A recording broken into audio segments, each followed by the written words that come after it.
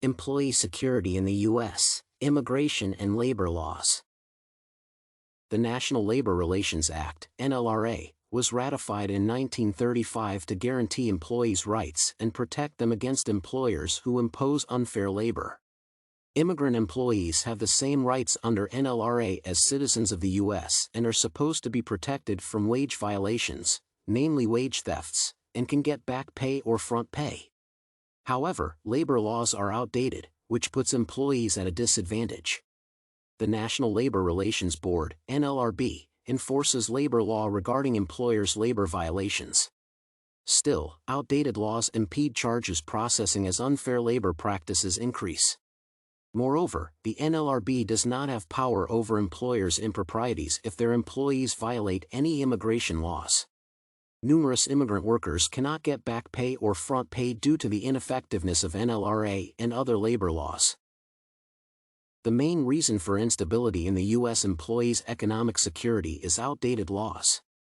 According to Senator Sherrod Brown, federal minimum wage law has not been changed since 2007, and it no longer ensures families live above the poverty line. The same can be stated about NLRA, which has to be updated following modern employer-employee relationships. These issues contribute to why employees cannot get back or front pay. Back pay is wages and benefits employers fail to provide to their employees due to labor violations, notably unlawful pay cuts, dismissals, and other financial machinations regarding salaries. If employers cannot reinstate or rehire workers that they wrongfully terminated, front pay is due, which is financial compensation for employees looking for a new job. The U.S. needs workers, but the inability to get paid what is owed leads to an immigrant workforce decrease. As a result, the value of work has been declining in recent decades. In this regard, Brown states that some laws, such as wage theft laws, do not provide sufficient deterrence to employers or wage recovery for workers.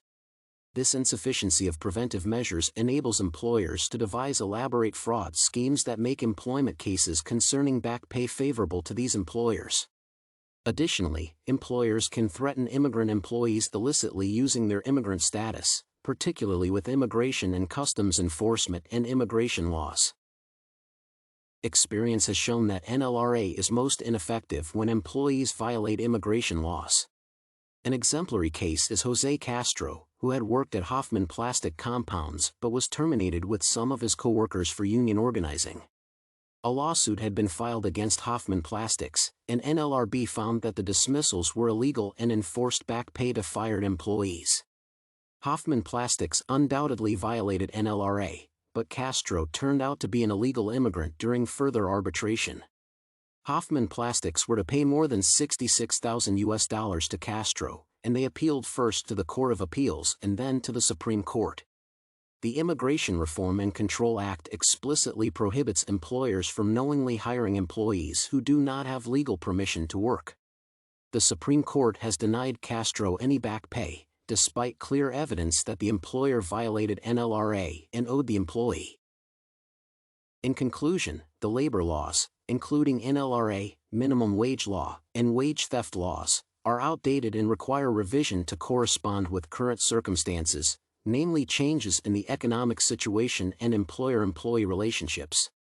Immigrant employees are often unable to get back or front pay because of the ineffectiveness of labor laws and employers that take advantage of their immigrant status.